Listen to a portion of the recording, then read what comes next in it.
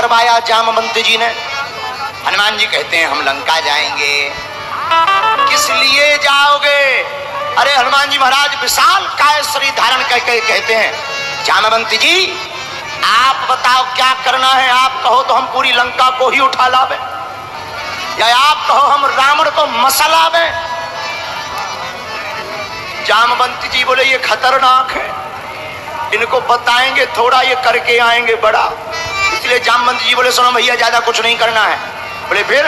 बोले केवल इतना करो, इतना करहूं तात तुम जाई सीता देगी कहूं सुधिया।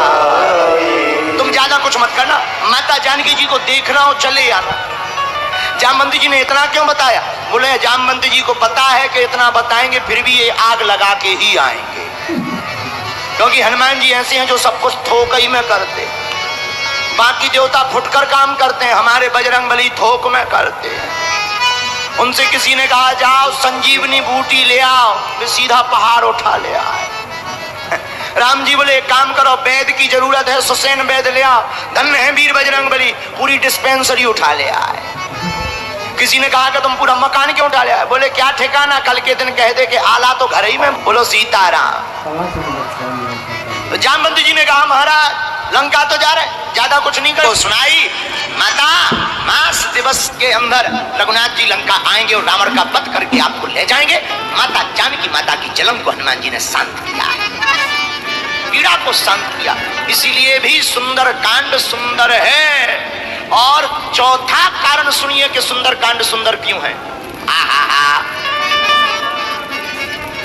अब तक केवल राम जी ने रघुपति प्रिय भक्तम, हनुमान जी को केवल अपना प्रिय भक्त माना, लेकिन चौथा कारण बहुत अद्भुत है, आपके काम का कारण है।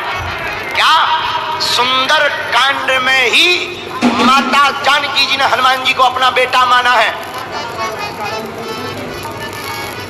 कहा आप चिंता मत करो, बात से तुम हमारे बेटा हो गए। हनुमान जी ने तो मां माना था, पर सुंदर कांड में ही माता जानकी जी ने हनुमान जी को बेटा कह करके पुकारा। इसलिए यह चौथा गुण भी बहुत अद्भुत है, इसलिए सुंदर कांड सुंदर हो गया है। इन चारों सुंदरता के कारण ही सुंदर कांड है सुंदर। अतुलित बलधामम स्वर्ण शैला विदेहम धनुजवन कृशानु ज्ञानी नामाग्रगण्यम सकल गुण निधानम वानरा रामधीशम रघुपति प्रिय भक्तम बात जातम नमामि। जय हो।